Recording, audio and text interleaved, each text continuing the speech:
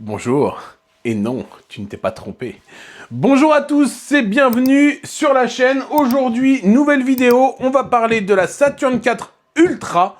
Ça fait maintenant 7 mois qu'elle est là, et il y a beaucoup de choses à dire, et pas que du bien. Allez, c'est parti!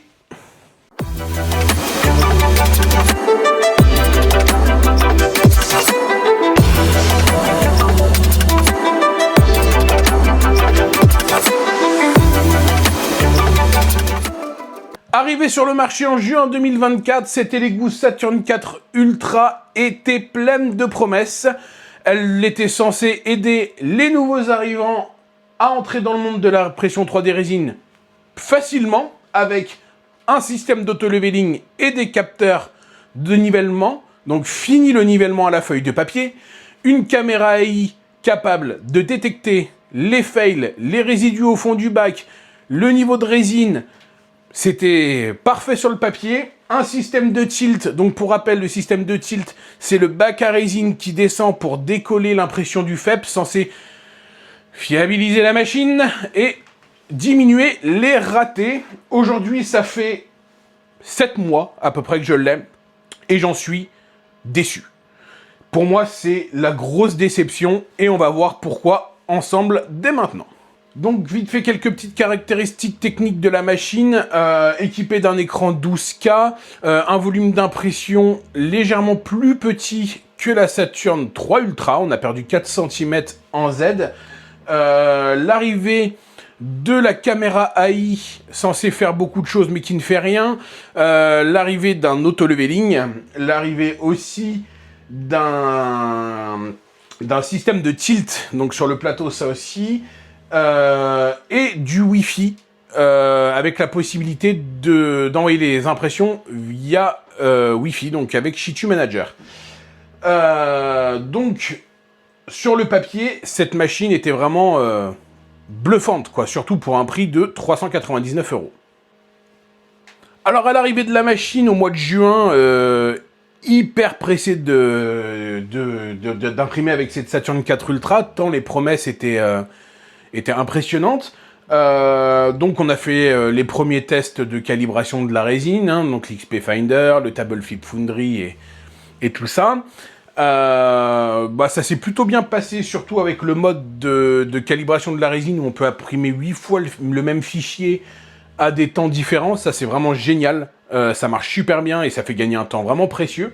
Les vitesses, bon on peut pas y toucher parce que c'est bridé à cause du système de tilt. Donc la calibration de la résine s'est faite super rapidement. On lance les premiers prints.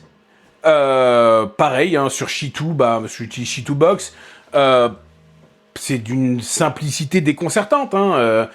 On lance, on met les supports, on lance l'impression, le leveling se fait tout seul. Franchement, là-dessus, promesse tenue. Une qualité d'impression... plutôt très bonne, quoi. Je veux dire, quand on regarde la qualité des prints, c'est quand même bien détaillé, c'est quand même joli. Donc là, on a le gant, on va montrer un visage. Si on regarde le visage, c'est quand même propre, quoi. Il n'y a pas de quoi crier au scandale. Et arrivent quand même assez rapidement les premiers problèmes. Qui sont des problèmes de fiabilité, de répétabilité. Je sais pas si ça se dit, mais moi je vais le dire. C'est-à-dire que vous allez lancer un fichier, ça va marcher. Vous allez le relancer, ça va pas marcher. Vous allez le relancer, ça va marcher. Et vous allez le relancer, ça va marcher que d'un côté et pas de l'autre. Et vous allez avoir des ratés qui vont être inexpliqués. Ça va être la roulette russe à chaque fois. Et on peut agir sur rien. On peut agir sur rien du tout, vu que l'auto-leveling se fait tout seul. Et on ne peut pas non plus agir sur les vitesses. Donc c'est hormis le temps d'exposition, on ne peut agir sur rien. Donc j'augmente mes durées d'exposition de mes premières couches, je regarde. Toujours pareil, un coup ça marche, un coup ça marche pas. Et je décide donc de contacter Elegoo pour parler de ce problème, sachant qu'il y a quand même pas mal de personnes aussi touchées par ce problème.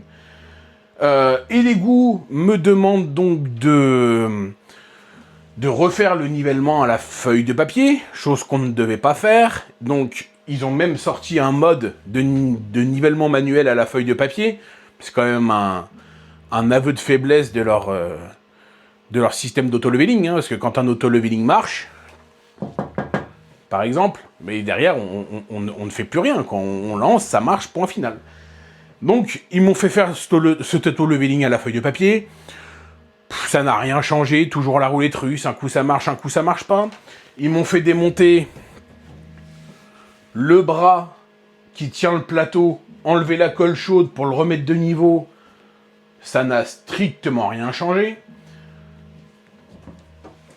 Et ensuite, j'ai racheté un plateau de Saturn 4 Ultra, pensant qu'il y avait des soucis, le plateau était pas plat, et patati et patata. Ça n'a rien changé. Et plus on avançait vers le côté, tout simplement, il y a un problème de conception. Il y a quelque chose qui ne va pas sur cette machine, plus les réponses des Lego étaient évasives et espacées dans le temps. Est arrivé un autre problème, ma machine s'est mise à friser. Pour qui, pourquoi ? On ne sait pas. Arrivé à un certain pourcentage, et forcément jamais le même, la machine se coupe. Elle reste la tronche dans la résine et elle est frisée, je peux plus rien faire. Voilà, l'écran ne marche plus, obligé de l'éteindre et de relancer le print et mettre de la résine encore à la poubelle. Alors là, Lego a commencé à me demander d'envoyer les logs de ma machine. Ils ont regardé, ils ont identifié un problème de carte mère. Ok. Mais ma machine n'était soi-disant plus sous garantie. J'étais obligé de payer les 94 € de carte mère pour pouvoir remplacer ma carte mère. Machine plus garantie, on en était quasiment à 6 mois d'échange. Machine plus garantie, voilà, sur leur site c'est marqué 1 an. Bah non, la plus garantie, paye 94 € et ferme ta bouche. Connaissant déjà le support client et Lego qui est d'habitude aux petits oignons, ça m'a quand même paru très bizarre. Ensuite, j'ai discuté avec eux en disant mais j'utilise des machines Lego depuis des années, j'ai jamais eu de soucis, j'ai la Jupiter V1 en plus, voilà, ça marche très bien la Jupiter, hein, nivellement à la feuille de papier, truc old school, hop, ça marche, hein. J'ai la Mars, ça marche, je veux dire j'ai dépensé des milliers d'euros, ça se compte en milliers d'euros chez Lego, et ils s'en foutent royalement, c'est circuler, y a rien à voir. On a essayé de s'entraider entre printers pour essayer de trouver des problèmes, de trouver des solutions aux problèmes, ça n'a jamais rien fait. Et là, j'en suis donc à peu près en calculant à 60% de réussite et 40% de fail. Donc 40% de fail qui sont inexpliqués. Je balance de la résine à la poubelle quasi quotidiennement, soit parce que le print ne marche pas, soit parce que je dois faire des clean VAT parce que c'est resté au fond. Alors, peut-être que je suis mauvais, encore une fois, j'ai pas la science infuse, j'ai sûrement, ou peut-être ma part de responsabilité dans les échecs, c'est possible, mais quand je vois vraiment toutes les personnes qui sont confrontées à ce problème, je peine quand même à y croire. J'ai vu des gens qui avaient aucun souci, des gens qui rencontrent exactement les mêmes problèmes que moi, et ça n'avance pas. On va parler du système de tilt. Le système de tilt, donc, c'est le plateau qui reste fixe, qui monte un petit peu, mais c'est surtout le bac qui descend pour décoller, en fait, le print du FEP, et qui est censé fiabiliser et éviter les ratés. Vu le taux de raté que j'ai, ça n'a pas l'air de bien marcher. Je suis même pas sûr que sur les séries Saturn 5, ça on le revoit. Hein. À mon avis, ça a été un coup d'un soir et ça s'arrêtera là, hein, parce que je vois pas vraiment comment ça peut être prolongé. On va parler donc aussi du plateau, un plateau qui rétentionne une quantité de résine faramineuse. Donc on le voit là, hein, ça rétentionne une quantité de résine faramineuse. C'est difficile à nettoyer parce que ici, on voit le fameux système de ressort là qui permet de ce fameux auto-leveling. Donc on a un espace entre le plateau, entre les deux, on va dire, le plateau 1 et le plateau 2 qui est assez immense. C'est aussi pour ça qu'on perd ces fameux 4 cm qui rétentionnent une quantité de résine. C'est aberrant. Alors que sur les anciennes machines, voilà quoi. Là, la Jupiter, il n'y a rien quoi. Il n'y a rien qui rétentionne. Ça s'écoule dans le bac et merci, au revoir quoi. Ça, c'est un défaut de conception. Quoi, je sais pas, fallait penser à un système quoi. La caméra AI, qui n'a pas de lumière, donc la caméra AI, les timelapse, ça les fait pas. Le suivi des prints à distance, bah, de toute façon, on voit rien, donc faut laisser la lumière allumée ou imprimer en plein jour. Je sais pas quoi vous dire, mis à part de ne pas acheter cette machine. N'achetez pas la Saturn 4 Ultra. N'achetez pas, selon moi, la Saturn 4 Ultra 16K, qui sera de toute façon la même saloperie. C'est sa sœur avec un écran 16K. Honnêtement, gardez votre argent. Par pitié, gardez votre argent. Achetez une Anycubic M7 ou même une Saturn 3 Ultra. Moi, franchement, je vais acheter une Saturn 3 Ultra. J'avais zappé cette génération. J'étais passé de la 2 à la 4. Franchement, je vais racheter une Saturn 3 Ultra. Parce que là, c'est juste pas possible. C'est juste pas possible. Gardez votre argent. Allez vers des imprimantes peut-être moins sexy sur le papier, mais qui fonctionnent et avec lesquels vous n'aurez pas de problème, avec lesquels vous pourrez un peu bidouiller. Alors oui, je sais que quand on est nouveau, on n'a pas forcément envie de bidouiller, mais d'une, c'est comme ça qu'on apprend, et ça marche, quoi. Parce que moi, là, ça marche pas et je peux rien faire. Je sais pas. C'est roulette russe. Voilà. Je suis obligé de la surveiller comme lui sur le feu, et d'être comme un con, là, comme ça, dire « Ah, bah ça a raté, bah qu'est-ce qu'on fait ? Bah on arrête, on relance, ah, bah ça a marché !» Quoi, j'ai balancé vraiment une quantité de résine, mais j'ai jamais balancé autant de résine de ma vie. Alors peut-être que c'est ma résine qui est mauvaise aussi, hein. J'utilise de la Anycubic, standard grise, je sais que c'est pas la meilleure résine. Voilà, moi j'utilise celle-là depuis que j'ai commencé l'impression 3D résine, et j'ai jamais eu ces soucis-là avec des machines censées être plus difficiles à utiliser. Parce que là, c'est censé être vraiment pour les nouveaux arrivants, pour les débutants. Donc je sais pas. Moi, le seul conseil que je peux vous donner, c'est de garder votre argent et de prendre une Saturn 3 Ultra ou de prendre une M7 ou ce que vous voulez, mais vraiment gardez votre argent, par pitié. Là, si vous tombez sur une machine comme ça, vous allez vous énerver, vous allez vous remettre en cause et dire, bah, à juste titre, bah, je débute, il y a quelque chose que je fais mal, mais non, c'est pas que vous faites quelque chose de mal, c'est juste que bah, elle a pas eu envie de marcher à ce coup-là, peut-être que ça marchera au prochain, et ouais, je suis vraiment déçu de cette machine, j'en attendais beaucoup. Pour moi, elle remplit sa part du contrat qui a même pas 50% de ce qu'on m'avait vendu. Reste positif, la qualité d'impression, le prix à 399 €, franchement c'est quand même joli, sachant qu'à la base elle devait passer à 499 €, mais elle y est jamais passée.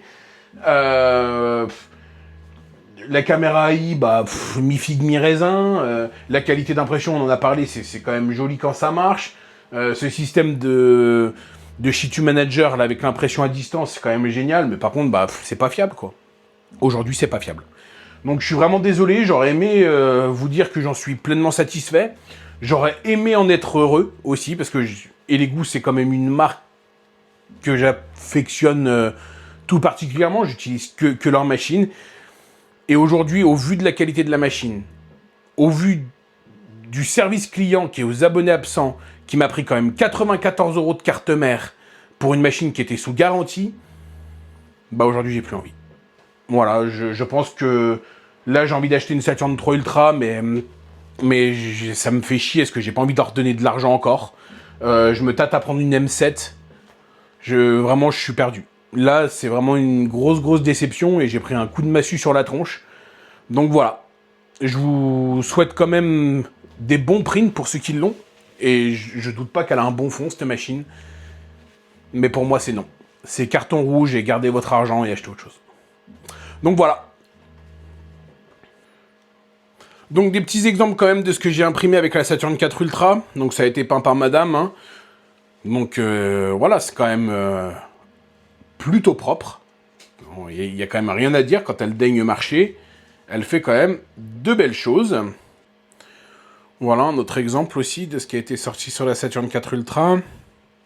Donc en une pièce. Hein. Ça c'est pour le gros projet Scarlet Witch qui est en cours, je vous en parlerai un petit peu plus tard. Et du coup aussi le livre donc, de Scarlett. Donc voilà, ça a été imprimé en un morceau sur la Saturn 4 Ultra. L'autre ne rentrait pas, donc je l'ai fait sur la Jupiter. Donc quand elle a envie de marcher, ça marche bien, quoi. C'est propre, y a pas à dire. Voilà, j'espère que cette vidéo vous aura plu. N'hésitez pas à me dire en commentaire si vous avez une expérience favorable avec cette machine ou si, comme moi, vous avez une déception avec elle. Les déceptions amoureuses, ça arrive, hein. Moi c'est mon cas. N'hésitez pas aussi à liker et à vous abonner à la chaîne. Ça me soutient, je démarre et ça me fait plaisir de vous lire. Allez, à bientôt!